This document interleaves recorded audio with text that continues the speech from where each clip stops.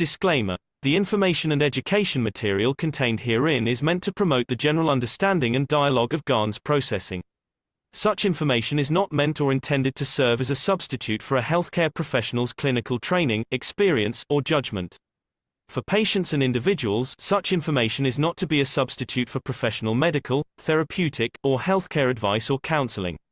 For medical issues or concerns, including decisions about medications and other treatments, readers, viewers, listeners should always consult their physician or, in serious cases, seek immediate assistance from emergency personnel. Prescription information, procedures, and use of medical devices information should be undertaken only by properly trained and certified medical personnel. We specifically disclaim any warranties, express or implied, including implied warranties of merchantability or fitness for a particular purpose. Such information is provided, as is, and is believed to be accurate at the time of its publishing, but it is the viewer's job to evaluate the accuracy of any information found in this presentation. Every case presented is of their own experience, applied by themselves for themselves, and it applies to their case only. Every person experiencing health problems should seek professional medical advice and consult their course of treatment with a doctor. The processes of plasma balancing described herein are a natural process which supports the body but does not replace medical advice or therapies one is already subject to. Okay, there we go. I think you can take the screen back and proceed. Yes, you have.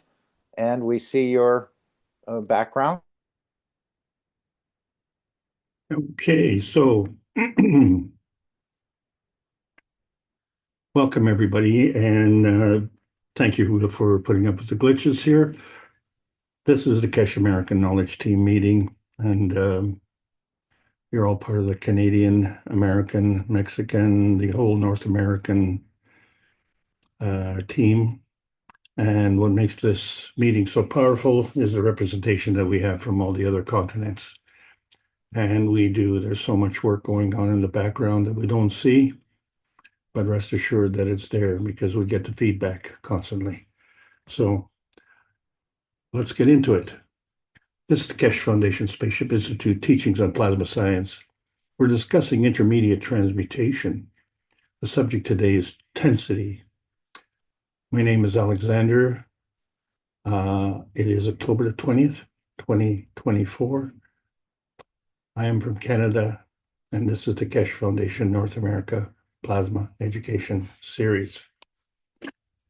So as we carry on from the COVID unbonding last week, we had to discuss what are we bonding these spheres? Well, we never discuss how we create these spheres. And so that's what we're going to get into today, because as we know, we're on the hesitancy highway and we say, okay, well, what is that? That's the lowest energy state. And so we're all riding these donkeys crossing the bonding highway, but, the travel is so slow. We will need a tent for the evening, won't we? Or maybe 2 tents.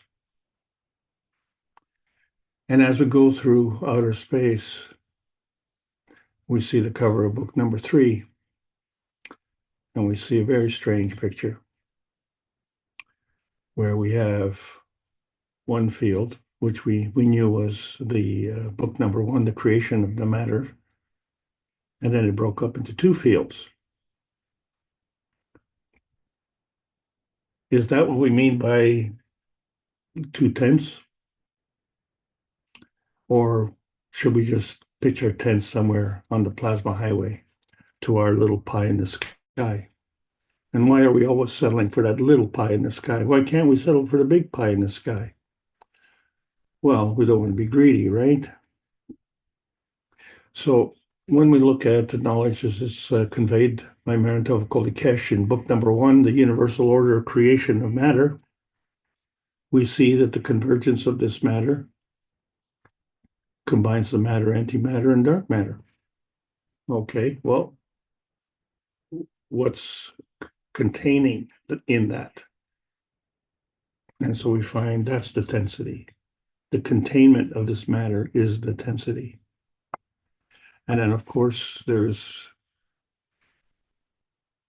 book number 2, The Structure of the Light. Well, the structure of light goes from the containment of one matter to the containment of another matter. And each of these matters has a containment governed by tensity. So somehow, from that matter, the light has to emit, and somehow that light has to be absorbed through the structure of the tensity that creates the containment field of that matter. And so that's how we see the cover of book number 3, The Origin of the Universe, because we see the two fields with their own containment. So the question we have to ask is, what causes the boundary? We talked about the Coulomb barrier before, but the Coulomb barrier has to do specifically with Earth. But the Coulomb barrier is the containment field. And since each field is different, then the tensity of that field has to be different. So when we're regarding the tensity of the containment, we could call it the sort of Coulomb barrier. But the Coulomb barrier specifically refers to Earth and only Earth. So this is why for 348 weeks in a row, we have been seeking one planet, one nation, one race for justice and world peace, as presented by Rick Crammon and the Universal Council, to try and let everybody understand that there's more than what we have within our own field of containment. And we refer to the commandments without any solid understanding of where these commandments came from.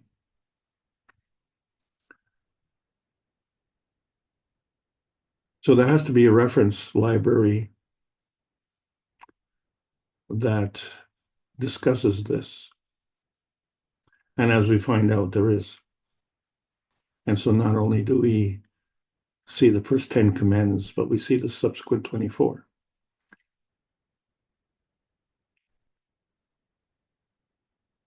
So this is our journey to try and find this plasma highway, because here we are in the transmission highway, where we have the waves and the frequency. It's the lowest energy state.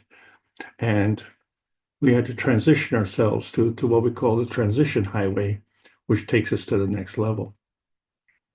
And the transition highway is kind of a T intersection, if you will. It can take us to the transmission or the transmutation. In fact, every level is a T intersection. So the question then is, how do we navigate this? Well, from our point of view, we look at our MAGRAPH pie chart and we see, well, the speed of light is a constant transmission, but we know that it has a variable transition because we have different colors. So the speed of light is just part of the pie, and we seem to be well content with what we have. And the rest of the universe, well, of course, it's light years away. So are we disconnected, or are we conflicted in a zone between affinity and prejudice?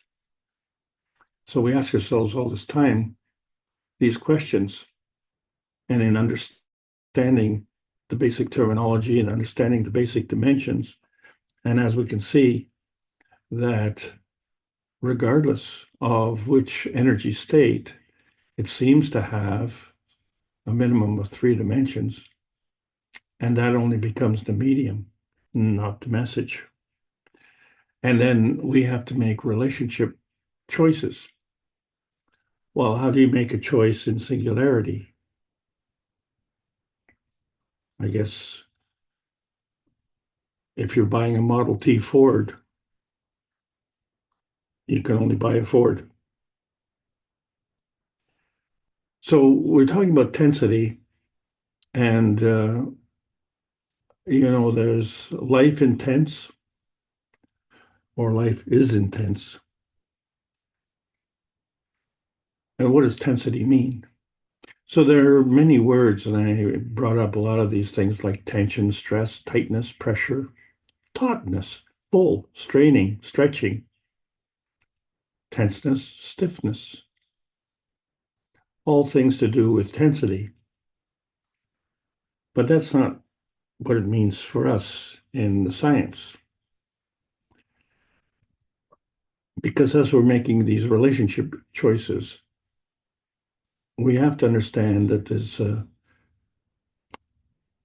shifting from the singularity versus the duality. These are the choices that we have to make. And it doesn't just include more dimensions.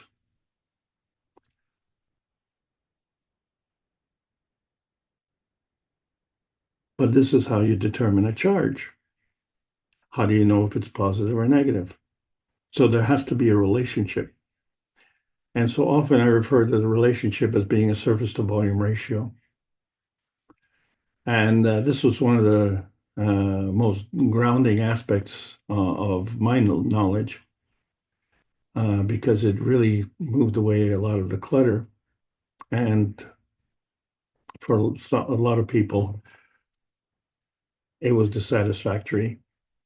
But I assure you, it's very accurate and very appropriate. Because you see, when we say 1 and 1 is greater than 2, have we defined the one? And have we defined the other one? Other than to say the 1 and the 1 are the feeding dimensions. And so the result, of course, is the feedback. But the thing about the feedback is that you haven't lost the feeding dimensions. So the feedback dimension includes the feeding dimensions. So that's why there are 2 feeding dimensions and 3 feedback dimensions. And since these 3 dimensions are the medium, they're not the message. And so what we want to see is the message. So we're not those dimensions either. We're the observer. And in many cases, we're also the fudger because our lack of understanding makes us incapable of explaining things properly. and that's normal. You can't be an expert in all subjects. And but it all depends on how much time you devote. But the point is that we always assume that 1 and 1 are the same one. Well, there's a problem. When we're talking about surface to volume ratios, the key point is that the smaller the size, the higher the ratio. And the higher the ratio, the higher the negative charge. And likewise, the higher the negative charge, the higher the susceptibility. But the obvious question is, higher to what? Because you can't compare things to yourself.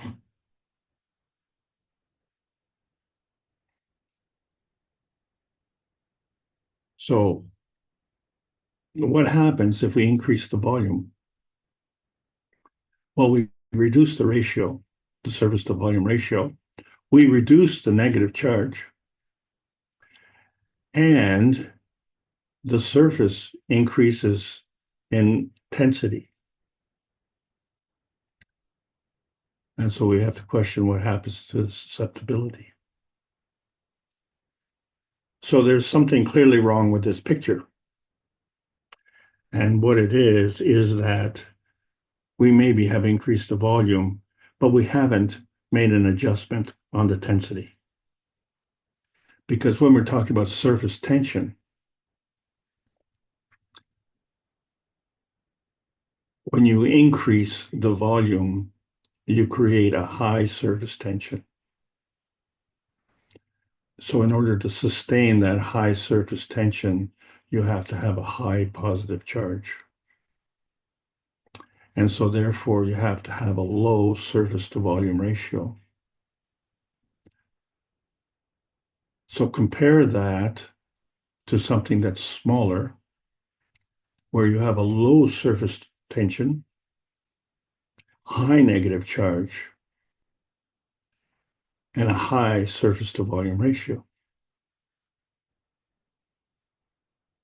Well, now we have a relationship. Everything in life has a relationship, whether it's in singularity or in duality. And so we have to make choices. And so these choices aren't so much singularity versus duality. They have to deal with the conservation of energy. And we toyed with that when we were talking about the cups of life. Like, here's a duality. Here are two energy points. And we have two cups of life. One has the emotional GANs and one has the physical GANs. And so when we put the two cups together, we created the cup of man. The cup of man is the combination of the two cups.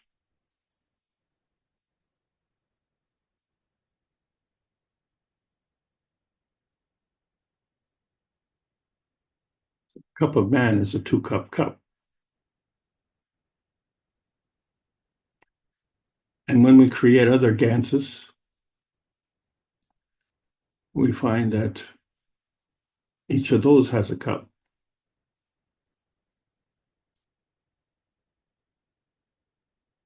And then we find that there are earth ganses, and we see the different colors.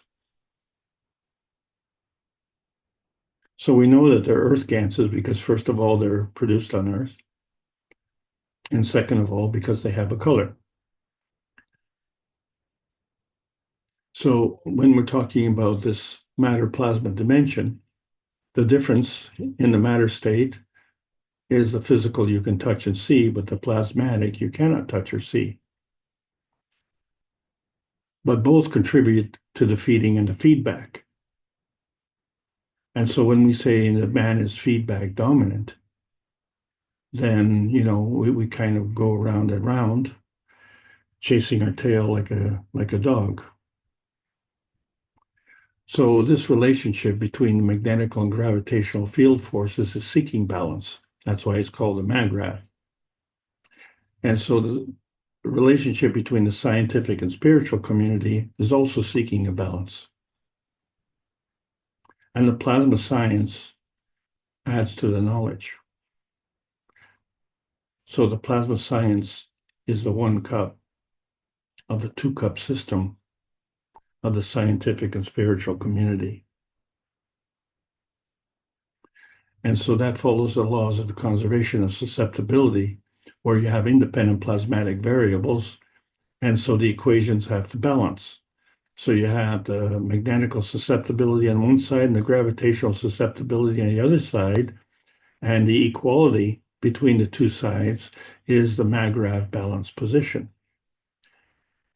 But you still have the magnetic on the one side, and you still have the gravitational on the other side. So all three sides, if you will, the left side, the right side, and the center equal side, they are all still there. They don't get consumed in a basic transaction like this. But we have other transactions, so we call the creation of principal matter, which starts with PM ticks, which of course are magnetical because of the high surface to volume ratio. They're plasmatics. They travel through the universe and they converge onto the planet. And they combine and convert into a plasmagen, combining the principal matter, transition matter, and convergence matter. And so we create a MAGRAV condition. That MAGRAV condition then is in itself becomes a gravitational construct. But that MAGRAV containment cannot manifest in physicality without one more interaction. It has to have another MAGRAV, another field of containment. The MAGRAV of the Earth and the interaction of this principal matter convergence. And the Earth MAGRAV convergence creates a field interaction we call inertia. And that creates the physicality. And the energy that is produced within this is unique because it has different flavors. It has different needs. It is different in every way. There's no two energy packs the same. There are commonalities, but they're not the same, not 100% the same. And so that creates the variableness of life, the spice of life, as we like to call it. So this principal energy flow, we find is a two-way street. And since energy is in motion down this two-way street, we're talking about two-way transmission and, of course, two-way transition. And so, yes, we are the blue planet because we're the water planet. But we emit what we are, and what we are is a manifestation of emotion. So when we emit what we don't need, but we don't emit it in anger, and we don't emit it in harm, but emit it in what we want it to be. And so if we're going to emit, we have to emit it to something else. And we find that the sun does the same thing. So it too is a two-way emission of intention between the sun and the earth. And so there's a covalent bonding between these two connections.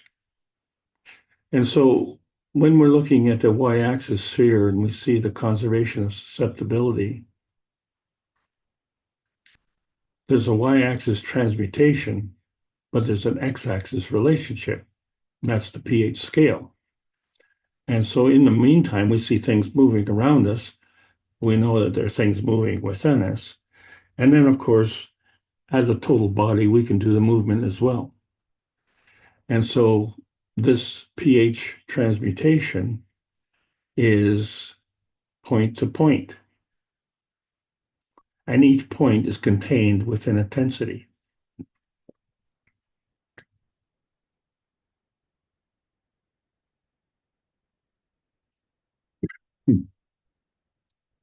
Excuse me. So when we look at the matter state and we say, okay, well, the matter state is an affirmation of life, but in many ways it's also denial of life because we can't see what bonds all of these points together. We only see what bonds us in the physical matter state. But we have to understand that each point has a density of containment. So when we look at the rotating hemispheres, we find that they are rotating within a containment and that they have a covalent bond between the North and South Pole. So if one field has a North and South Pole, another field has a North and South Pole, but we're going to call it a magnetical and gravitational pole.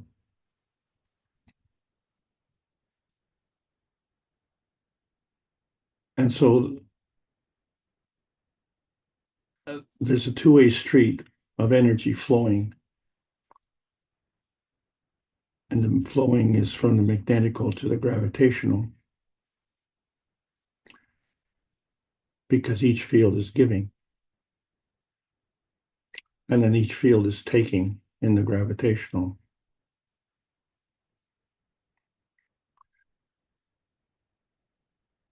But that still looks like a one-way street. It doesn't account for the two-way streetedness. So the susceptibility then has to be in two directions. If the magnetical North Pole is of a higher field strength than the magnetical South Pole, then the decision of which pole will be magnetical will be made by the relationship of the two.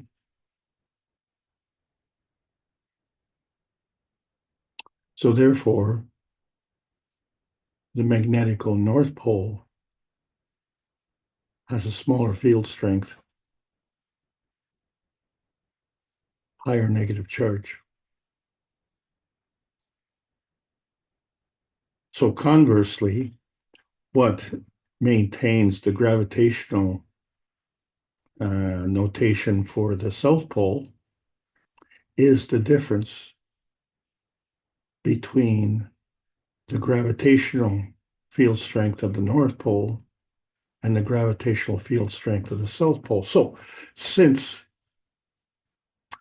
the gradient on the magnetical North Pole is more extreme,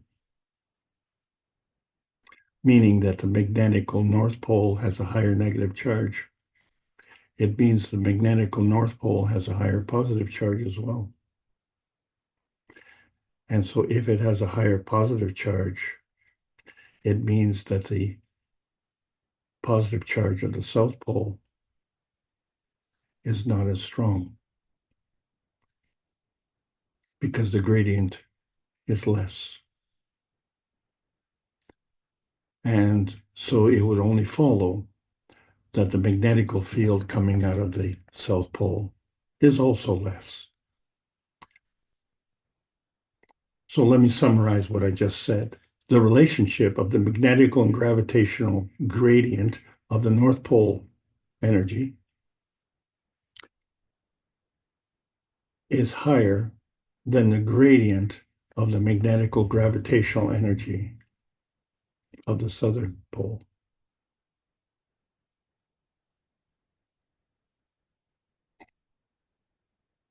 And so that's what determines the susceptibility. That's what determines the direction of flow.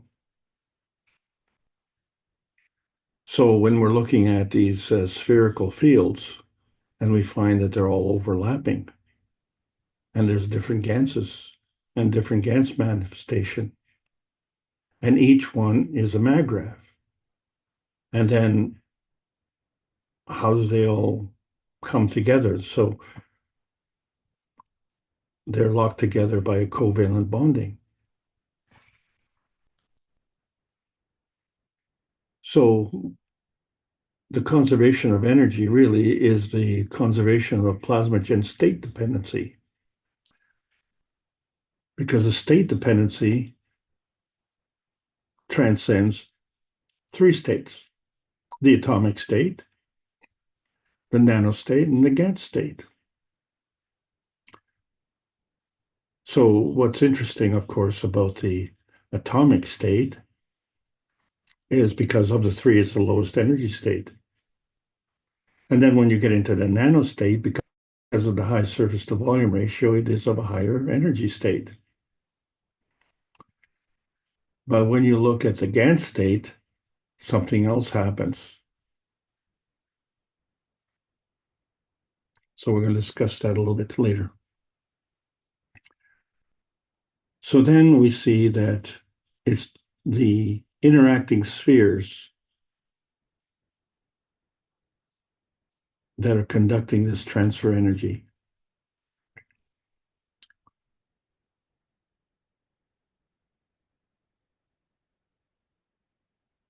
and it's always balanced. And I say, how can that be?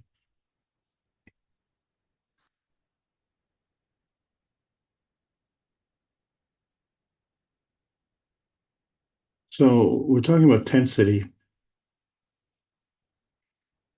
And if we see that the energy state on one side is contained within a tent, and the energy state on the other side is contained within a tent, how do we move from one tent to the other?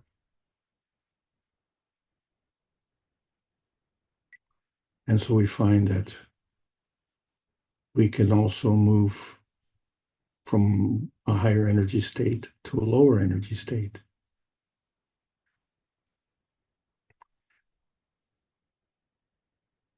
And then we can move from a lower energy state to a higher energy state. So when we're talking about sphere-to-sphere relationships, that is going from one launch point to a target point, and from another launch point back to a target point, and it's supposed to be in balance, then that emission of intention has to be able to do this without bursting the tensity. Bursting the tensity. So when we look at the covalent bonding dimension, we see that the covalent bonding operates in different energy states. So, for instance, there's a plasmatic spectrum. The rules of the covalent bonding apply to that. There's a physicality spectrum. The rules of the covalent bonding work in that respect. Then there's the reality dimension in between, and the rules of the covalent bonding also apply in that respect. And sometimes we call it the vanilla radiance because we haven't really determined what it is. And the reason we haven't done that, of course, is because we haven't taken into account the environment. But what we have to see is that the ray motion is part of creation. And so as the rays come in, they come in and we call it natural decay, which is an unfortunate term because it's a nuclear term, but it's still part of natural creation. So it's a dropping down in energy. That's what the decay is. So in fact, it'd be cruel to say that, when you were born, you were part of the natural decay process. But if you look at the other side and we see something else happening. So when we look at a neutron and we look at the components in a neutron, we find it's fairly complex. It isn't just a bag of stuff. And each one has a unique flavor.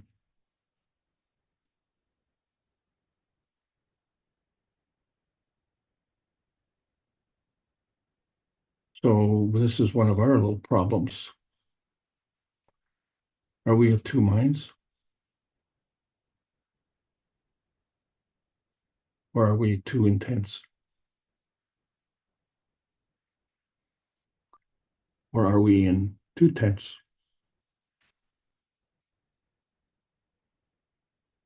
That is to say, the brain has a left side and a right side, and there's a cross-channeling.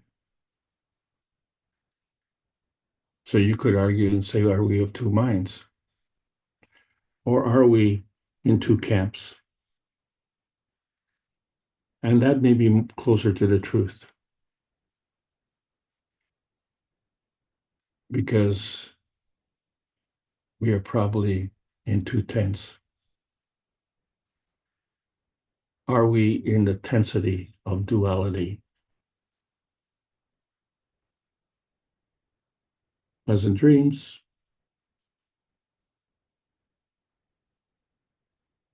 Have clean thoughts. So, when the neutron tensity is within the surface tension containment limit, then it can radiate. Okay, so this is how something can go from inside to the outside without bursting the bubble. Well, this is kind of good to know. And what comes out in the matter of plasma emotion. And so that becomes a part of the new creation. And of course, that emotion reflects not only the cup of man, but the cup of earth and the cup of inertia. And getting back to the GANs, the GANs is a big puffy ball of nanoparticle.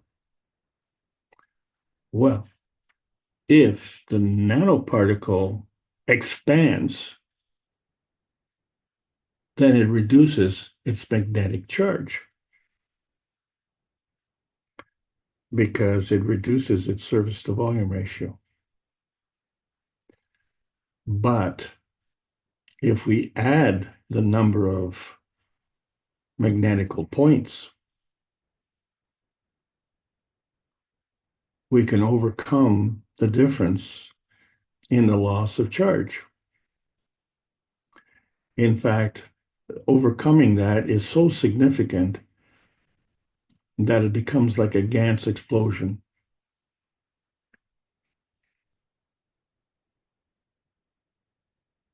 And so there's a couple of things that you need to notice. One, there's a curvature of the containment. There's a tensity of the containment, right? Because everything's inside and it stays inside. It doesn't kind of ooze out on one side or another. But the negative charge goes right through the containment. And what's interesting, of course, is that the GANS doesn't get consumed in the process. So if that being the case, then the tensity of the containment is firm. Okay, well, in the case of a neutron release, when the neutron tensity exceeds the surface tension containment limit, then it bursts, just like a balloon, right? You can blow up a balloon and it'll keep its containment. But if you exceed the surface tension containment, then the balloon will burst. But look what happens. The neutron becomes an electron-proton combination and the release of the PM ticks. Remember, we started with the PM ticks as the principal matter. But now what is key to understanding here is based on surface to volume ratios, the electron is negative and the proton is positive. And they are the product of the bubble bursting. So this particular neutron went through a transmutation. Now, if this particular neutron was part of a group of neutrons, then you may not even see this thing happen. But if this was an isolated case, then this neutron would disappear and so would the mag-rav. But the point that we want to make is that the magnetic covalent bonding, when you look at the north and south pole, is a duality. So it doesn't matter how you break it up. There is always a north and south pole. You cannot have a north pole without a south pole. You cannot have a north pole magnet.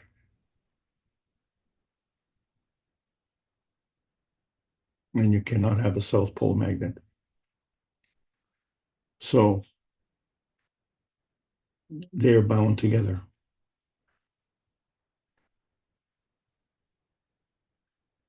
So when we look at essential fatty acids, and this is another unfortunate term because essential acids are slightly alkaline.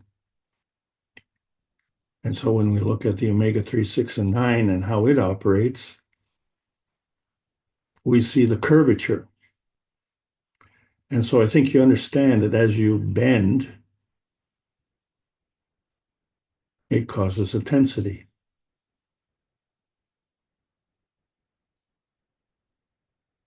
So in the process of bending, you create a repulsion. And in the process of attraction, you create a density.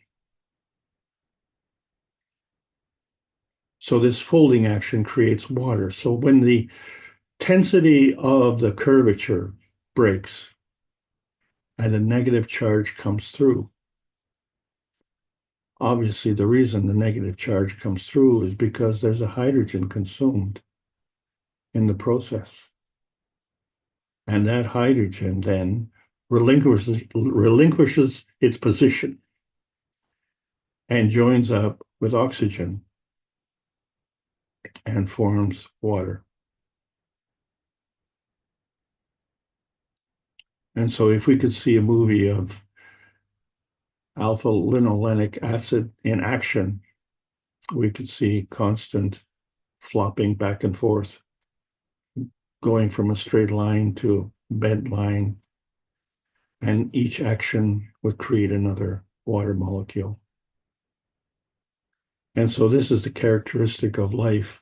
This is the characteristic of essential fatty acids, all part of the amino acid structure.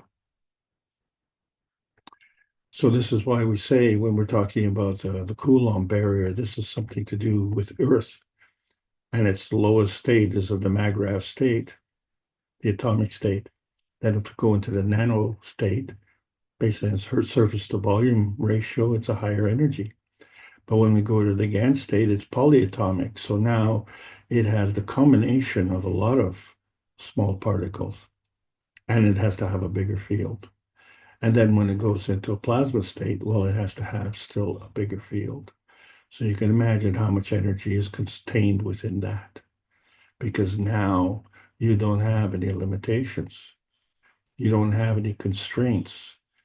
And you don't have the physical tensity. But there is a tensity. And we have to question, well, how do we contain that plasma state if we don't have a cup, or we don't have a fence, or we don't have a barn door? And then you want us to go one step beyond. So it's a lot of questions to answer. And now we see that we can produce gold GANs. And if that is the case, then what are we doing? The old systems need to be removed because the new systems have already proven themselves. So when we talk about the law of conservation, it has to do with path linkage susceptibility. So we understand that the emission of attention is our magnetical strength, and the emission of retention is our gravitational strength. So this interacts to create the emission of intention. So we really have to consider nearness and proximity and the covalent bonding of fields contained within their tensity. Their tensity? That's right. When we have a point of conflict, the resolution of that conflict is a point of containment. It's a point of covalent bonding. And so we see that a lot of people are violating the laws of conservation because they want to bind the energy, but they're doing it at the expense of others who are also wanting to bind their energy in a self-serving manner. But they don't necessarily want to steal. It's just that when they get robbed, it's a natural reaction. Either they fight or they go rob someone else. And that's where society sits and has sat for decades, millennia. So we have to understand that in plasma science, there's a plasma rule where the higher strength feeds the weaker strength. So this binding zone develops a tensity. So when these conflict points come together, they create this covalent bonding zone. We convert that to a containment tensity. That's what keeps everything together. So when we look at the y-axis transmutation dimension, we find that as we move along, what we're really seeing is the pH of tensity. Because something's always something as opposed to something else. And we know that when we change the pH, things happen. And that things have to be in balance. So when we look at the transmutation and what it means, the range transition transcends the y-axis transmutation dimension. And the laws of conservation govern the covalent bonding attributes. So tensity is a variable. The containment requires gravitational tensity.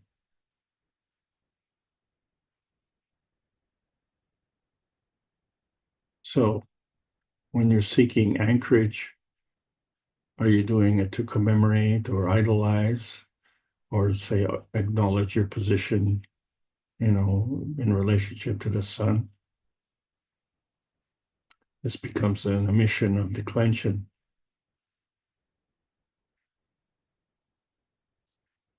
So what we're trying to do is elevate from the bondage of chains to covalent bonding.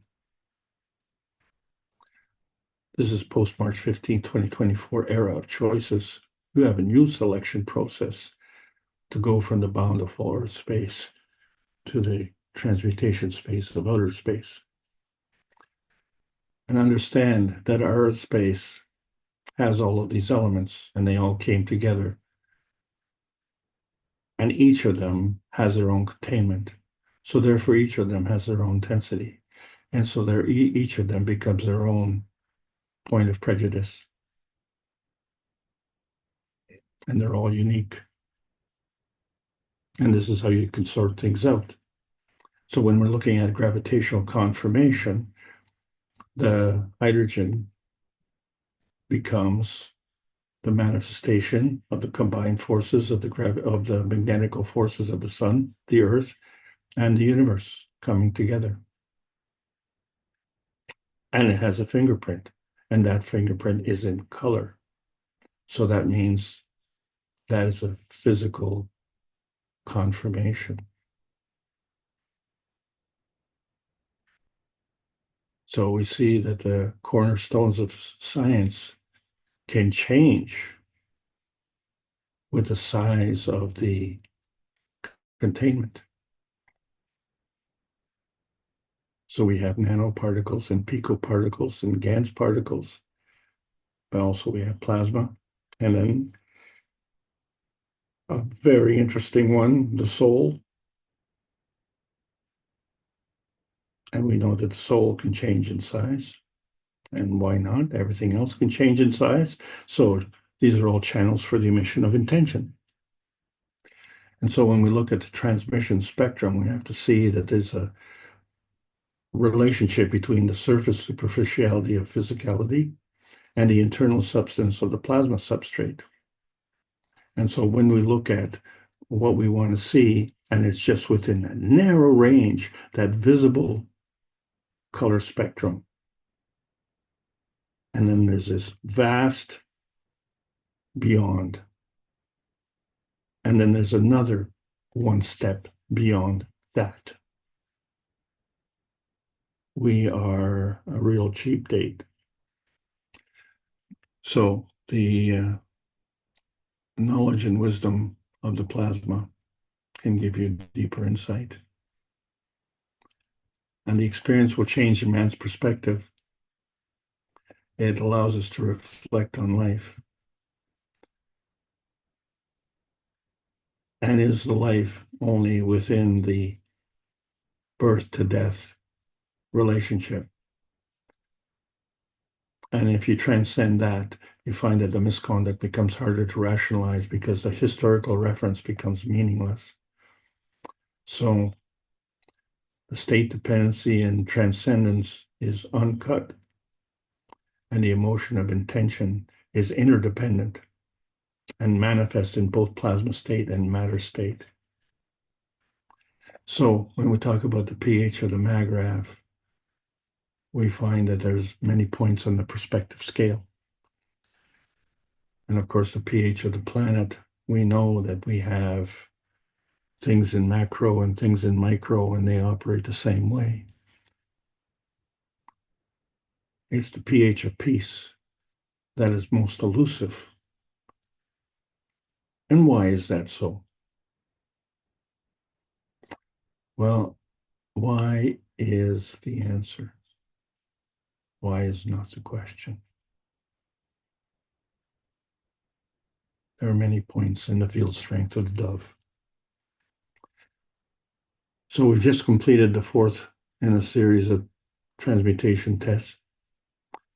New tests will be coming in November and December. Research is still going on at a very rapid clip. And it is really breathtaking. And for 560 weeks, the Knowledge Seekers workshops have been publishing publicly to bring the greater oneness so that we can transcend the limitations of nuclear science, because they are definitely limiting. It's not that nuclear science is a bad science.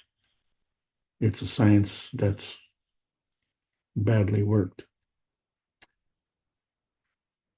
And in loving memory of John Wells, I want to thank him for all his dedication.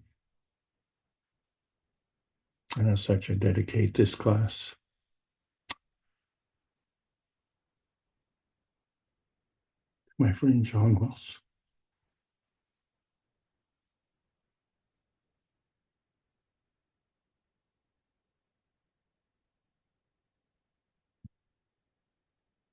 This is the Keshe Foundation Spaceship Institute. Teachings on plasma science. Welcome all the beautiful knowledge seekers. Learning about the new selection process of the new plasma science. It requires a world peace treaty. You need to sign it with a pen, sign it with your heart, sign it with your soul. Well, how does that work?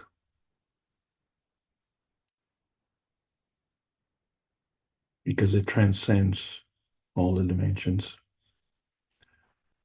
And so we ask, is man the reactor of a three-dimensional transcendent universe? Can man manifest tensity of heaven through field transmutation? Can man go into outer space without a peace dome? Can we transmute through the dimension of history? Many combinations exist of the x-axis and y-axis sphere creation. And this covalent bonding creates the tensity of physical transmission dimensions. The plasma science needs to be delivered daily via the peace dome in exchange for peace on Earth. So welcome to the new outer space age. And thank you all for listening. Hope you enjoyed the trip.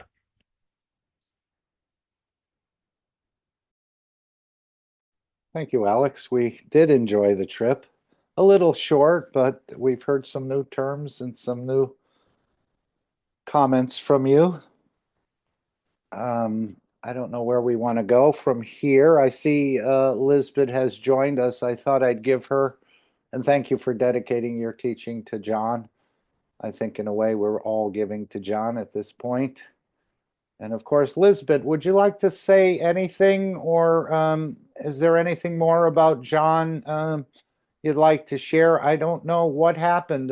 He was fine one day, and the next day there was an issue.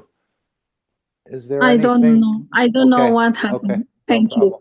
I don't know what happened, but most important is remember him. I read many messages sent because I have many people know him before me, of course, because he stayed, oh my God, around 10 years or more in KAKT Foundation all the time. Is dedicated to the KAKT Foundation. I remember one day him talk about the him food for 2 years from the universe, around 2 years, and say now my daughter come to me and feed again physically, but he all the time give you knowledge and explain more about that knowledge because all the time study and share the knowledge. So I don't know. It's two people now. They hosted from the public teaching in Spanish. Leave. Decide go to the other point of the universe, and only thing is elevate your soul and all the time unify with us and for continue growing the totality of the KAKT Foundation, for continue growing the soul of the peace. Yes, at least he's not going out into the universe with no knowledge. Yeah. He has some understanding, I think, of the next step. And maybe more comes to you as you need it. But yes, it just was a shock to many of us that he seemed to be so well. But I guess the soul had gathered what it needed, and so decided it was time to go. Yeah, you remember last North American team he stayed with for translated with Johnny, no? Yes. Yeah. Yeah, he helped us quite a bit in the reactor group, in the Spanish group, and wherever he could be of assistance, he was always there. Always there. Yeah. Him take a lot of work at the back for KAKT Foundation. And remember that have big container for CO2 for many years. And daily, many people got a knock at the door for get the CO2 water. Yes, we covered that in the beginning. We mentioned his 600-liter tank and how he would serve the community without any problem at all. Anytime he'd drop it and say, I have people here, I have to attend to them. Yeah, from that CO2 water, many people in different times at the workshop have as testimonies because all the time consume daily. Go to with the containers, we got it CO2 from that big container. Yeah, spread the and that around that spread the not only the knowledge but physical spread the plasma. So I don't know, and that little city is a little town. I think is recognize him for the you work with the yes, he was in the newspaper a number of time ago. Station, no? We Radio need to station, find that. yeah. I think somebody has that article where they had said how he was bringing or distributing plasma water. Yeah. So he's Yeah, I have a newspaper, one article about that. Yeah, but he had the radio station for many years. And the people from the community remember him and follow him because have a program for many years. Now, I don't know, now don't have it, but in following him and go to the KAKT Foundation and say, I remember that you got, say, what? Yeah. You take a program, you give that tip or whatever. Yeah. But this time, no, him decide, you soul decide go. As you of decision. I don't know why, but decide go. Only talk, okay, goodbye, elevate your soul, and thank you for all that you give us. yes, and we're not too far behind him, I think. We're all going to make that transition at some point in time.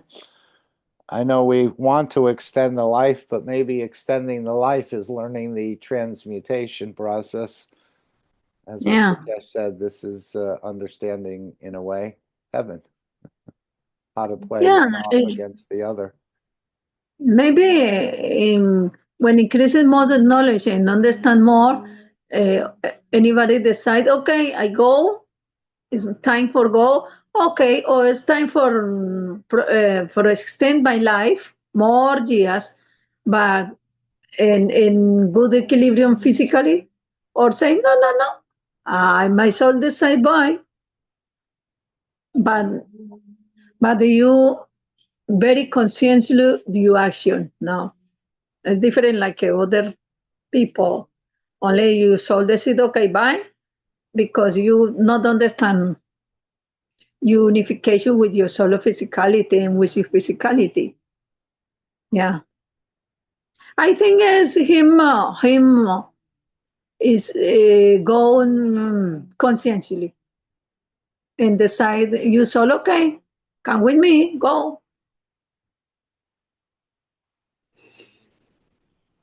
But is maybe tomorrow is talk extensive with during invite you during workshop in Spanish because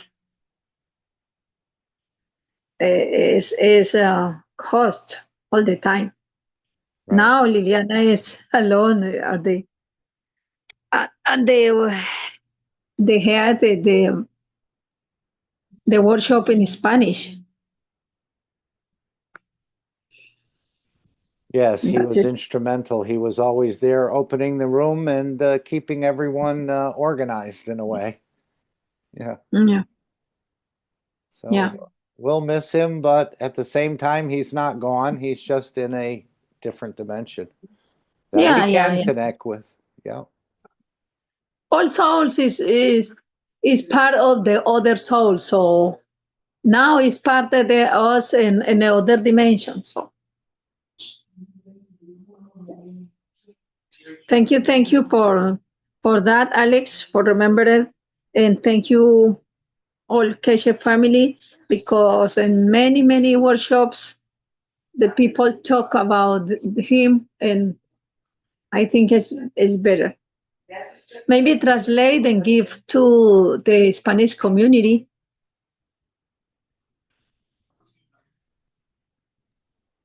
Yes, he certainly can be proud of the work he's done and the person he is and the difference he's made. Alex, you said he was here before you in the KAKT Foundation? Yes, he was. He was a very important member of the Spanish community, and it's just amazing how poorly represented the Spanish community is when you consider how large it is. If it wasn't for Elizabeth, we'd be. She has really you know, like Hercules kept up the foundation. I have one member now, the from the Spanish community. I asked him maybe talk around that. Vincent, hola, ¿tú quieres hablar un poco sobre John?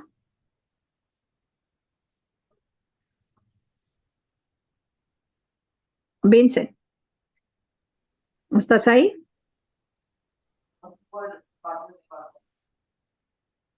Sorry. Maybe it's Who was the other gentleman that passed? Was it last year or the year before? 3 years ago. Vincent, Victor Vicente. Okay. Yeah, he's from Spain. Yes. In February 22, around, yeah. February, yeah. I remember it, February. Yeah, he worked with me very closely to launch the teachings in the Spanish community. Yes, all the time too, yeah. Working in the workshops for many, many years. Because when you find all teachings, John and Vincent and Victor, all the time is in that workshops. So have many years presence. I remember it yesterday, Mr. Case told us, okay, when I said lie, I said go, I say, oh my God, yeah. It's life. You decide, okay, go. I abandon that physicality, maybe decide back and the other physicality or not. But Mr. K saying, okay, when I decide go with that, I say, oh my God. It's like a cycle of life in that planet, no?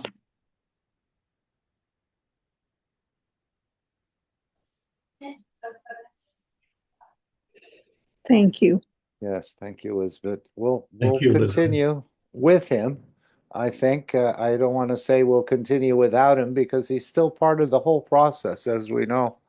He's just gotten there a little bit sooner than we have. I don't understand the reasons. I know he was an asset to the foundation and very helpful, instrumental, and shared knowledge. But when the soul is ready to depart, it departs. That's what we shared in the beginning. We're a couple married 50 years, even though they're happily married, they're in love, they're still holding hands, but when that one soul is ready to go, it leaves. It doesn't really, I guess it must consider but the other, but at the same time, it has its own mission to accomplish in a way. So it goes. And we don't quite understand why certain times and at certain positions people move. It's still shocking. Again, he seemed to be in quite good health. So, well, we do wish him well, and all we can do is elevate the soul and add energies to what he needs to, in a way, put together his next creation. So we can do that all the time, and I'm sure we'll feel him on and off through our time, and hopefully he'll send a little message to someone. We know he's well. But we're sorry in a way that you left, but yet at the same time, we celebrate your birth in this new dimension, this new existence in the universe. Yeah. Would anyone like to ask Alex a question about what he just covered, or something on John is fine as well? I think you mentioned covalent bond last week, Alex, and I did look it up, and it said something about maybe this is matter state definition, about how many pairs of electron an atom can share with another atom. Is that a matter state? Would you call that a matter state definition of covalent? Yes, of course, and you have to rely on that Okay. matter state definition. The instructive point is pairs of electrons, right? Mhm. And sharing. So the two electrons come together and they share the field strength as one. And this is the whole point of the teachings that I'm going through these weeks, is how the singularity and the duality works. You know, does the singularity become the duality, or does the duality become the singularity? Is a singularity a byproduct of the combination of the duality? So if two electrons are coming together, they're coming together from two different realities, two different fields. And when they come together and it's a common bond, and then they share that field, that becomes the new field. And so these are the rules of the covalent bonding, but that covalent bonding has to come together between fields. So what contains the field? And this is where we landed with tensity. Is that an actual real word, tensity? Yeah, I looked it up. I even went so Okay. far as to Because at first I thought you were saying, tent city and then intensity, or tensity. I wasn't getting it. I wasn't sure what you were saying at first, but that is an actual word, tensity. an actual word, and it applies in physics, and it has to do with the surface to volume, surface tension. So the greater the volume, the greater the tensity. This is, like I say, you blow up a balloon. There's no problem with the balloon.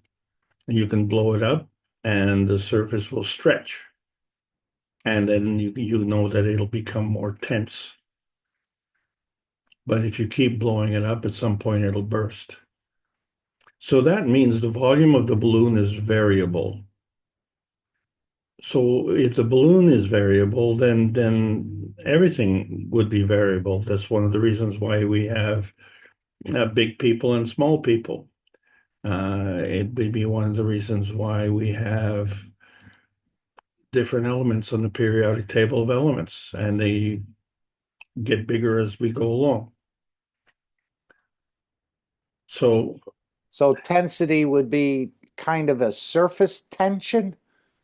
it is. It's exactly what it is. Okay. It's a surface tension. But in order to achieve that surface tension, because it has to maintain its containment, right? And that is its objective.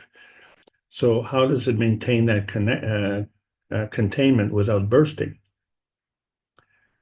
And so something is always something as opposed to something else. So what causes it to be something else? And that's the point of the transmutation. Something has to happen to be something else. So when we look at the tensity of the brain, why is it that we dream when we go to sleep? So one of the reasons is that we are in a horizontal position as opposed to a vertical position. The second reason is that the path, the desired path, is through the top of the head. And so the tensity is at its weakest point. And so we go to sleep and we stay within our containment, but the soul kind of sneaks out the back door. And fortunately for most of us, it comes back at the same place, in the same body. Can you imagine the chaos, if you woke up in someone else's body in the morning and say, hey, that was a miscommunication there. I got a bad connecting flight. So anyway, the point being is that the soul has the capability of passing through the tensity of the containment of the physical body. At that point, the soul can expand. And when it expands, then the question is, what contains the soul? So it's the tensity of the soul itself and the field of the soul that is the containment. So obviously, as the volume increases, the negative charge decreases. That means the tensity becomes more gravitational. So that means the tensity leads to density. So through the gravitational stability of the field strength of the soul, it can go wherever it wants to go without any fear, without any animosity, without any power struggles. They're just happy to go and peaceful to go. And so we don't have that capability on Earth because we're trapped within the tensity of the physical dimension.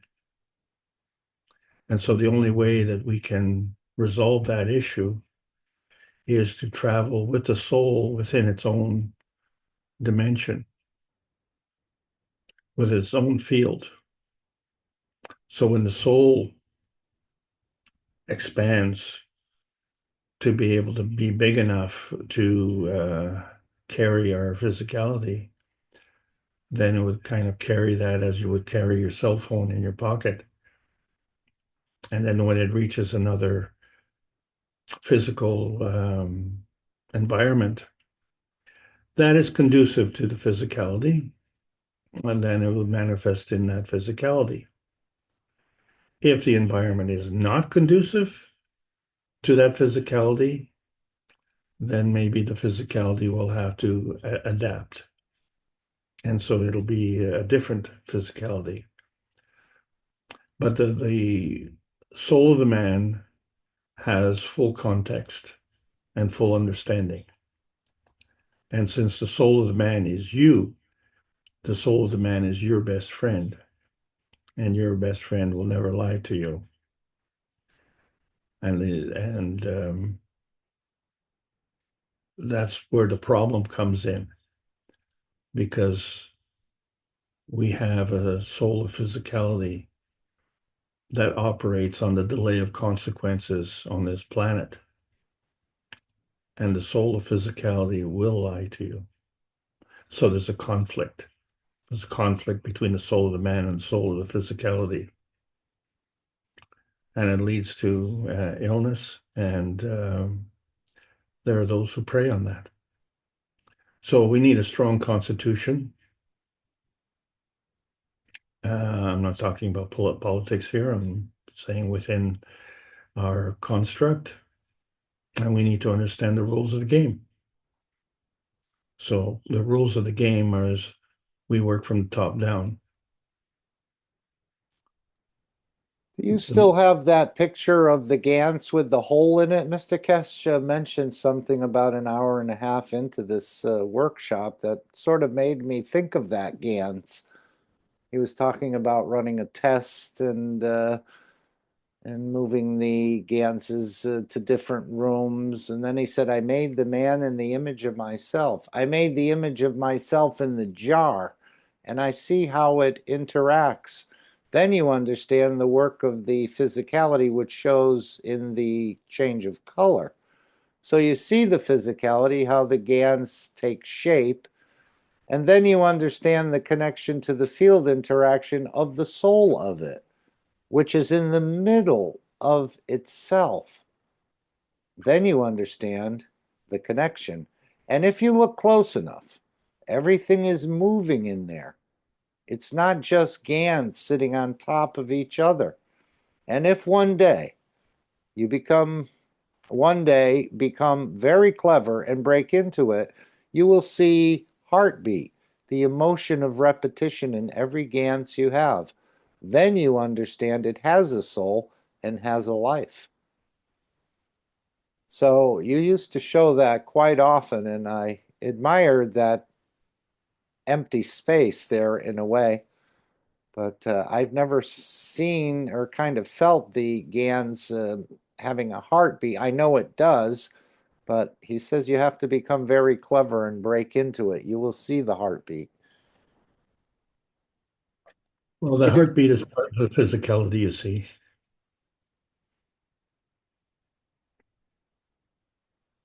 Did I cut someone off? No, no. Yeah, the heartbeat is integral to the blood circulation. So we find that the blood vessels are coursing through the body, but when it comes to the brain, they go around the perimeter of the brain. They don't go through the brain. So the blood is still interacting somehow, but clearly there's a difference in the way the blood is interacting. The system of interaction with the blood and the brain is different from the blood and the body. So that's the question that we should ask, is like, why is that? And so then we realize that we are not in singularity. We are in duality. And this is a huge revelation. So when we go to sleep at night, then, you know, we have pleasant dreams and our soul is saying, yippee, I'm free of this drudgery. Let me go and exercise and have some fun. So, you know, this is the point that we fail to learn. And there's a key reason why we fail to learn. And that has to do with the limitations of the learning period. So most of the people on this planet have a very short window of opportunity to learn. But the learning is transgenerational. The memory is embedded in our RNA, but that memory is not converted in the matter state of physicality. And we know that because the heart is born when the baby is born, and we don't have a memory until the brain gets until the brain grows to a certain size, and then it's capable of activating and processing memory. So we were kind of working on a memory of remote control at that point in time until we have our memory. So, you know, I can say in my case, I must have been at least 3 years old by the time I achieved my first memory. And so you kind of have to wonder, well, how did I live from the time that I was born to 3 years? You know, how did my mother would tell me stories, you know, and so you did this and you did this and you stuck your finger in this electric socket and you did this, and I said, I don't remember any of that, and yet I did that. So what was controlling my physicality? So obviously there was a process that was governed by the soul of physicality. It wasn't until the soul entered into the picture that really completed the picture. And so we realize that this is continuing. So we are in the plasma state mentally, and we are in the physical state physically. So this literally makes all of us schizophrenics in a way.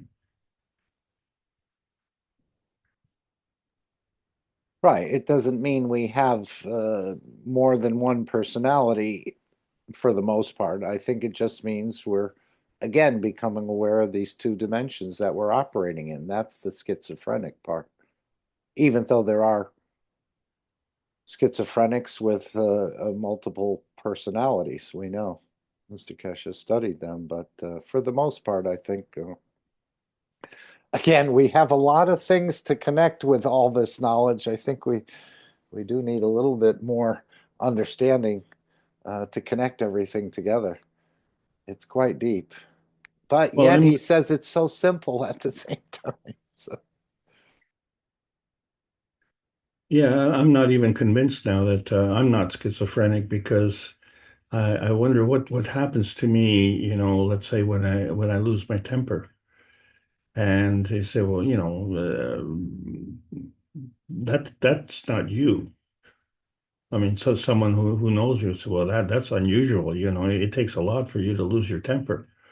So what does that mean? Does that mean the part that is controlling my temper, that is dominating my persona, is stepping back and saying, "Oh well, here we go," and then the other persona steps forward and say, "Well, yeah, I'm here, and I'm going to let you know it."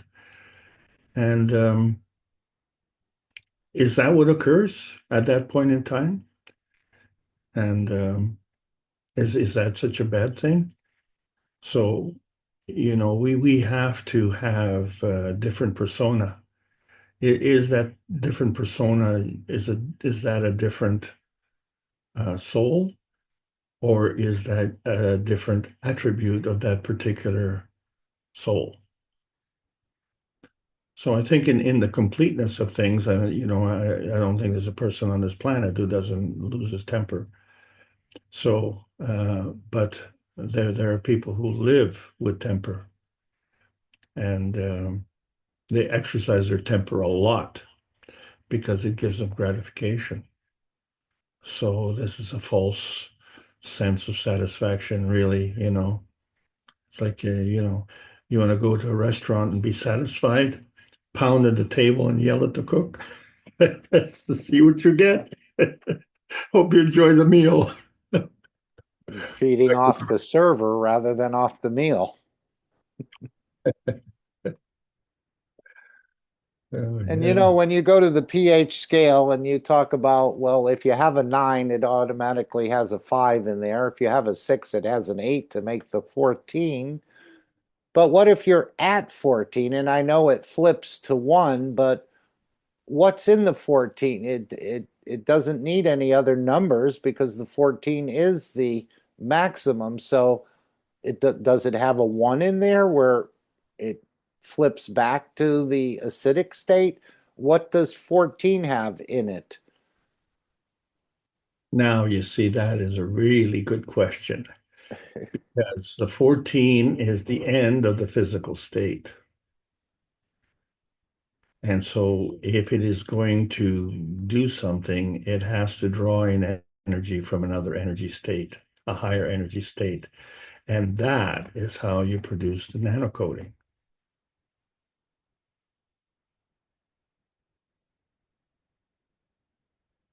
No, but I'm thinking what you said, you know, you have a 10 and a 4 or something else, you know, these two numbers. So what does the 14 have?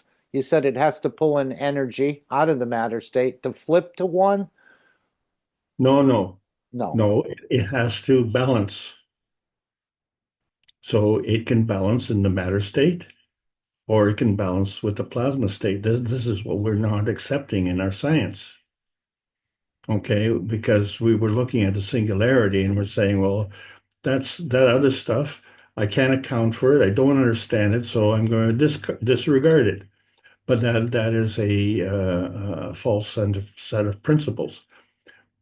If we take that into account and we say, okay, like your question says, all right, I have a copper wire, and then I want to nanocoat it, and how do I make it nanocoated? Well, I use a caustic, which is extremely high pH.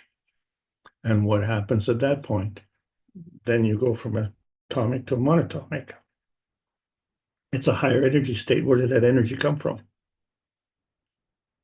So it has to come from a higher source. Okay, let's have our panelists ask a question if we could. Does anyone have something they'd like to share? Again, I accept it. I don't quite understand it, though, of flipping this from 14 to 1.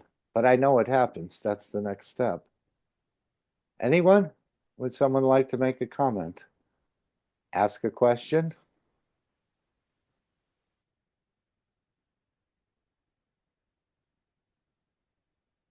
That Gans with the hole in it is not in your panels today? Not The to- one, okay, no problem. Well, maybe we'll bring it up another time.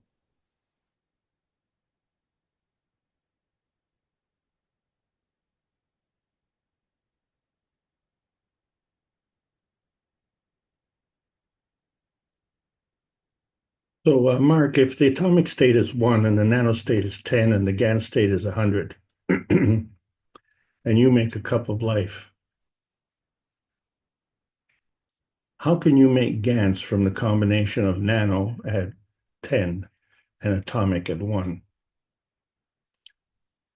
In simple math, the nano and the atomic, 10 and 1 is 11, and the GaN state is 100. You're 89 short. So where does that energy come from? So if the higher state feeds the lower state, and so that's what you're producing. So what have you created? You've created an environment that is conducive to that process. That's the message. That's what we're trying to create.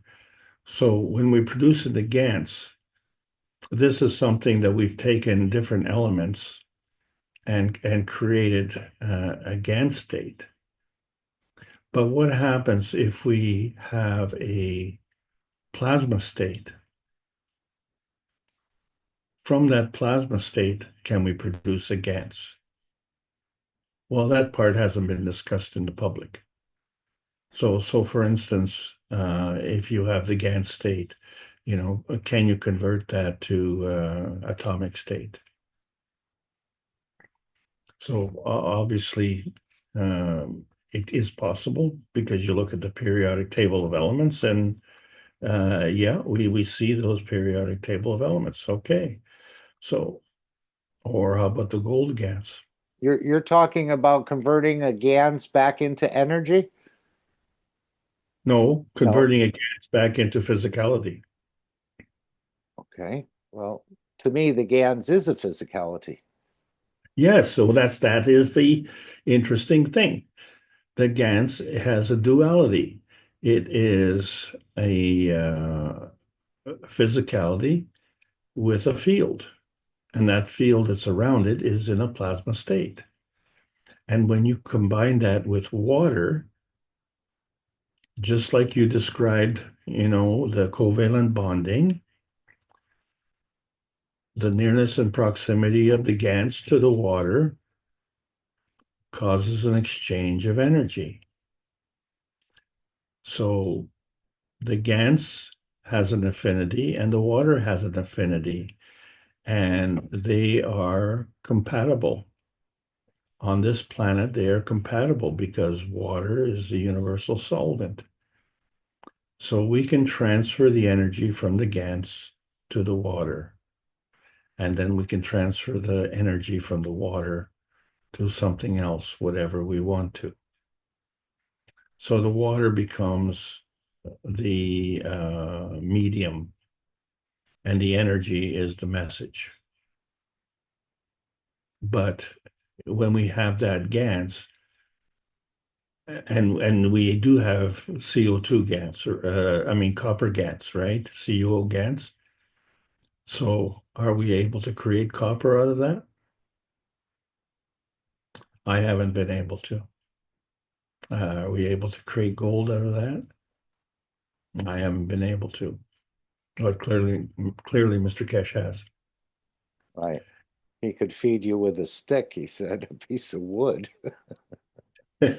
And, this picture that you're showing here makes me think this is where he started to bring this twinity into the public domain. I'm sure, as he said, he's played with this in the past.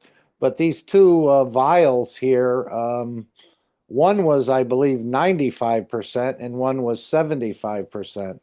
So, and he said even in the Twinity GaNs, you could still have just one bottle, but use it in a different application and maybe on the one part of the body and another part of the body to create that Twinity.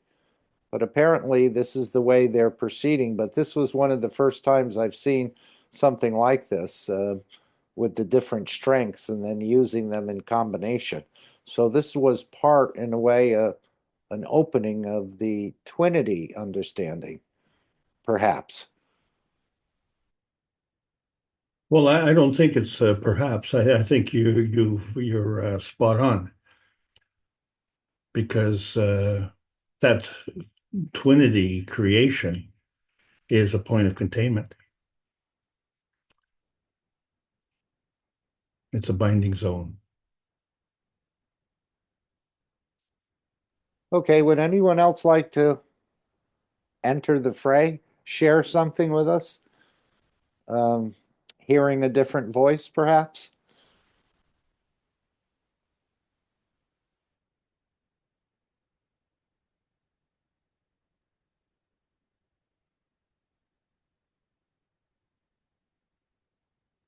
You may have to go back to spoon feeding, Alex. We can't seem to get a response. But we're all thinking about it anyway, and I think our souls understand more than our physicality does for sure.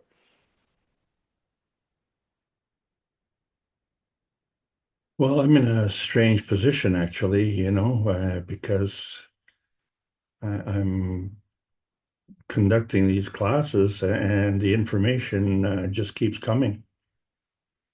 And it's coming in a organized manner. Organized as far as I'm concerned. So the subject of tensity is something that I had planned weeks ago. And it became really, really important on Friday. Friday, of course, was the fourth of the transmutation test.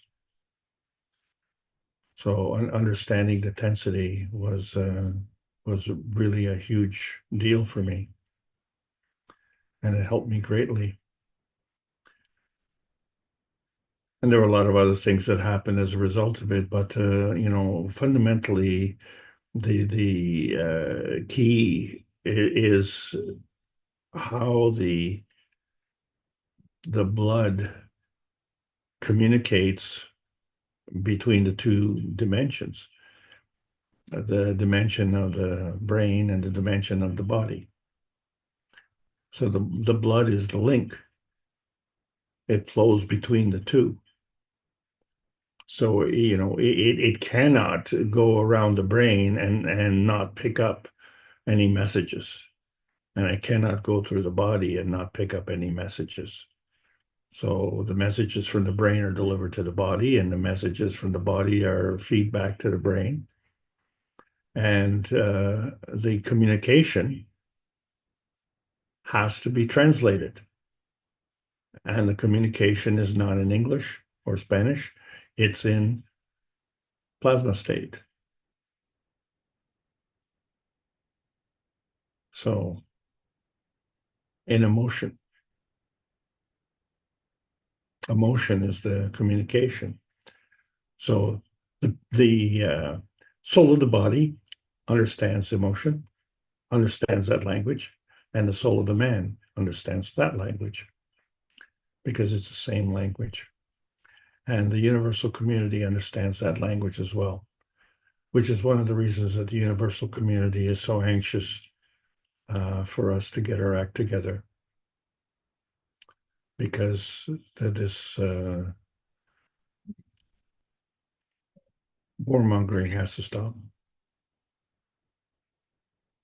It has to stop. It's pointless. It violates universal law. It serves no purpose except to a few. And even then, they're fooling themselves,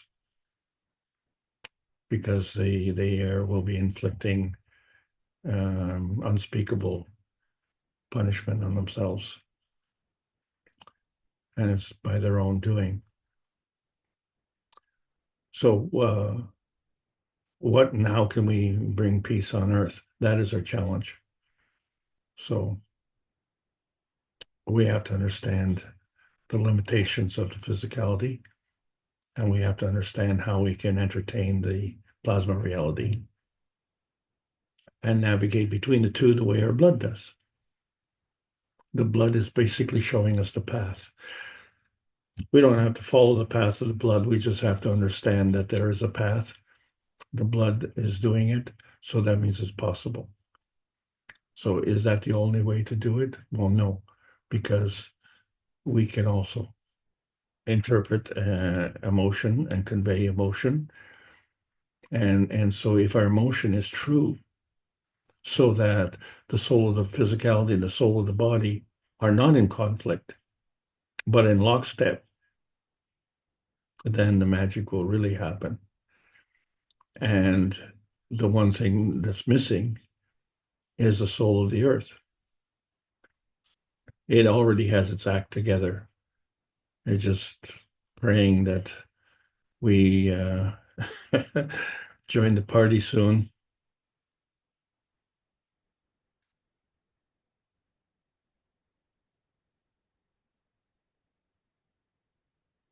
Yes, it's just immense. The more I understand, it seems like the least I think I understand, or something along that line. The more we understand about the totality, the more we realize we know nothing. Okay. Anyone else want to share something about the technology or something they experienced, or ask a question that you've been pondering? Thank you, Alex. I want to thank you very much for continuing to open up our horizons, our dimensions to new understanding. Well, I want to thank everybody for allowing me to continue to present these classes. I also want to thank you for showing the discomfort. It is very destabilizing when you start to find out the truth, because our existence is founded on a stability.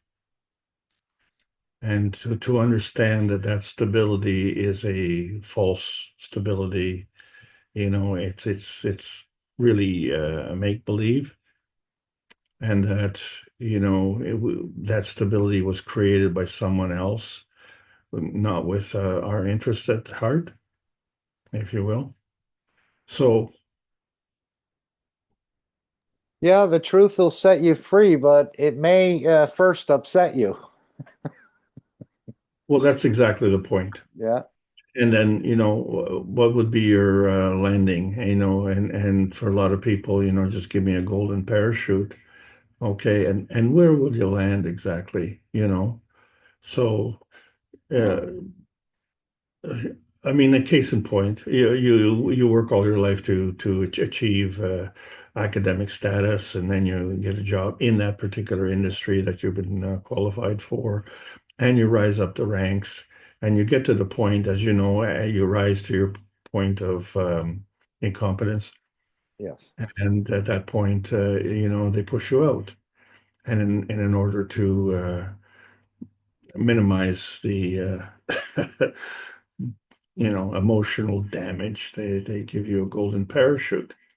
So now you have all this money, and this thing that you've done all your life to achieve this money has been taken away. All you're left with is the money. What about your education? What about your career? What about all the things that you felt were important and thought were important? And now someone has said, "Oh, no. It's it's time for you to go. Someone has to go, and it's might as well be you." And you say, "Okay, well," so you sit at home and you say, "Well, I've lost my career, I've lost everything, but I have all this money, and now what do I do?" Well, you have to start over again. And would you do the same thing? And yeah, sometimes that happens, but it would take a lot of courage to start over again and do something different. But then it would also take a lot of courage to investigate as to why your dependence on that foundation was so great. And now you know that that foundation was flawed. And you say, well, I got out of it with a lot of money. That was my objective. Yeah, but you still don't know anything. You still don't understand the rules of the game. So it's one of the things that we all are coming face to face with. And I think that's one of the things that John has figured out. You know, the foundational elements that have kept him on this planet have been satisfied. He's understood the rules of the game. And he said, okay, my mission's accomplished, I'm leaving. You know, and there will be followers. There will be those to take his place. And whether or not he's made that arrangement or not is unknown to us at this time. But suffice to say, you know, the foundation was here before him and the foundation will continue. So he was a strong member and he performed a lot of good deeds. But, you know, it's what we do collectively that matters. So that message is conveyed emotionally, not in English or Spanish. And that's what I'm trying to say. So we have to understand the rules of the game. And the rules of the game are not what we've been taught in school. And so that's the discomforting part. Then you realize, well, I found out at the age of 40 and I was flipping wild. I was really, really angry. And I consider myself lucky to have found out so early in my life. Well, I say early, I thought it was very late.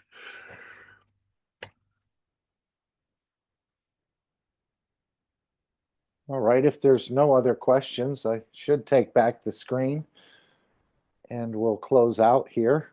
Again, anyone else want to bring a topic or a subject or a comment or a point of enlightenment, perhaps?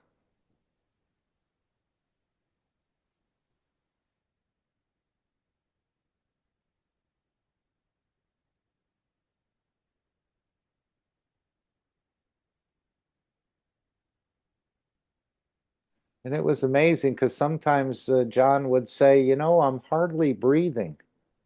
He says, it's amazing. I might take 4 breaths a minute. I think when he was in his chair or something, he was saying it's just, so maybe he was preparing in a way for it. Again, I don't know what was actually going on within him. He seemed like he wanted to be here, but maybe he didn't. Or again, it was just the soul said, I've got what I needed. Time to move on. So again, what we can do is elevate the soul of the man, continue to do that as often as you'd like to, and just give him the energies he needs to, again, continue on his journey. Don't know Please where. remember, Yes? yeah, he went with soul satisfaction, right? He went on his own terms.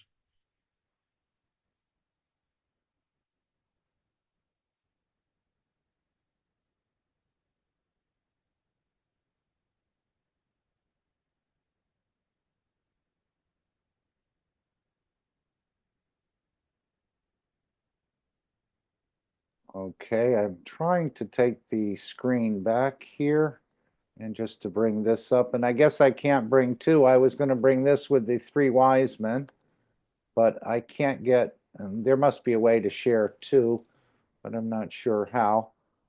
But again, we want to thank everyone for being here, being part of the change. And I'm sure John and all of us can be proud of the work we do because we know our work is correct and forever.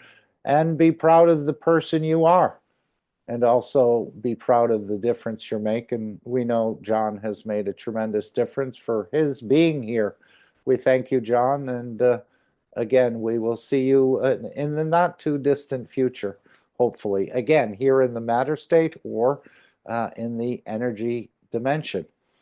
I don't have a full understanding, so I don't know what he'd like to do next. Maybe he will recreate a physicality here, or maybe he'll stay in the energy dimension. I think that's totally up to the soul to decide which position he'd like to fill next. But it is a very, very deep knowledge. But once you've acquired it, it becomes quite simple. But it does take some time and some effort to learn this backward and forward. And that's why I say I like to play Mr. Kesh's words, because he gives to everyone. Where if I try and deliver it, it's probably a little bit off or a lot off of what I'm teaching and create some problems down the road for someone else. But we thank you all. We continue to try and, again, continue to share our knowledge. I thought I'd play the one that Mr. Kesh had mentioned. I think Mernez was asking about the CH3, which he said is C15 too, which of course Mr. Kesh said he indicated at one time it was the alcohol of the universe. And this is very interesting. I think he said he put it that way at one time because of the ability of it, again, to separate the neural system from the physicality. So this CH3, the C15, again, we have a lot to learn about these, but once we learn it, it'll be quite simple, I think. And we'll wonder why it took us so long to get to a point of understanding. But slowly, step by step, and we're sort of pioneers in this, and maybe over time, others will come to the knowledge much quicker than we have, or with less struggle of understanding it. We'll have to see what sort of fields are created here for people to absorb more. And of course, we know the weather situation, the war situation, but all things are coming together. We may have to go through a period of instability, but we can still be peaceful, as we understand, even in times of adversity. So that may be tested in the upcoming period. We'll have to see. But anyway, what has been promised will be delivered, and it'll be right on time.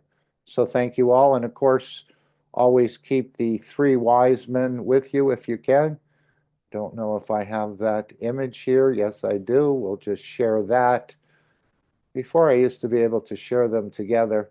But again, the gift of the three wise men, the thinking good, the speaking good, and the acting good, combined with this little tag here, along with the World Peace Treaty, will give you quite a bit of shielding, I would say, and elevation for yourself and the others. So I want to thank everyone for being here, bringing the change in a very small way, as we're sort of supporting characters in this very large play that's going on in the souls. And we'll continue on next week, and let's see what the Knowledge Seekers Workshop and the One Planet has, and the Reactor Group has in store for us this week. So it's a beautiful journey. We're going step by step. It may seem confusing. I don't think your soul is confused about it, but again, the soul doesn't always share everything as we would like.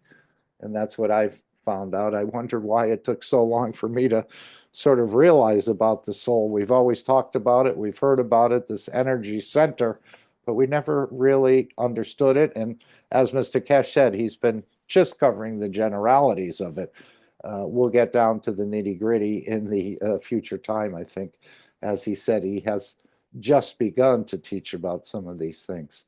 So thank you all again, and have an amazing rest of your day. I'll play that CH3 is C15 too, then the final disclaimer, and the meeting will come to an end. Is there any other announcements, comments, questions, or somebody is wanting to bring anything to the meeting or share anything?